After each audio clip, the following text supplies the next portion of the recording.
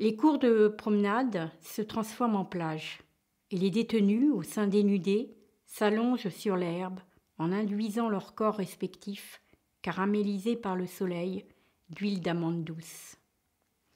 Leurs muscles sont relâchés par une défonce tranquille, cocktail de psychotropes, de traitements substitutifs à l'héroïne et de cannabis.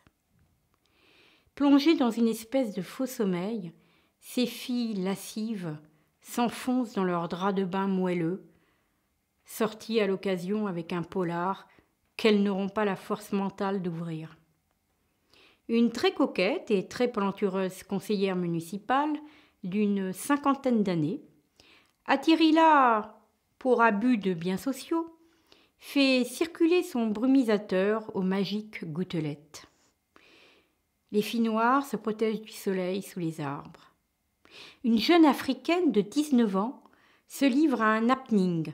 Elle interpelle les promeneuses et déclame avec une simplicité et un naturel bouleversant des phrases qu'elle peine à articuler correctement. Ils nous ont arrêtés. Ils nous ont jugés. Ils ont enfermé derrière nous leurs lourdes portes. Ils ont resserré notre espace. Mais il y a une chose dont ils sont incapables, c'est arrêter le temps, dont le passage nous délivrera tôt ou tard. À peine écoutais-je ces paroles que, comme Genet, quand il découvrit la première ligne de « À la recherche du temps perdu », je sus qu'à entendre ces femmes, j'irais de merveille en merveille.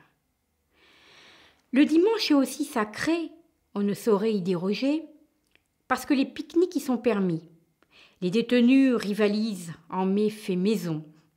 Et c'est là, pendant la promenade, plus longue ce jour-là, que tout se passe. Il se passe qu'on joue aux cartes, qu'on fête de futures libérations, dans une ambiance très bon enfant. Il se passe que les potins vont bon train, qu'on fait également du business, c'est-à-dire des échanges de tabac contre du subutex ou des vêtements, par exemple. Il se passe surtout que les amitiés et les amours naissent ou se confirment. Il se passe alors qu'on s'enlace, qu'on se câline et que l'on marche, détenu, oui, mais surtout détendu et main dans la main.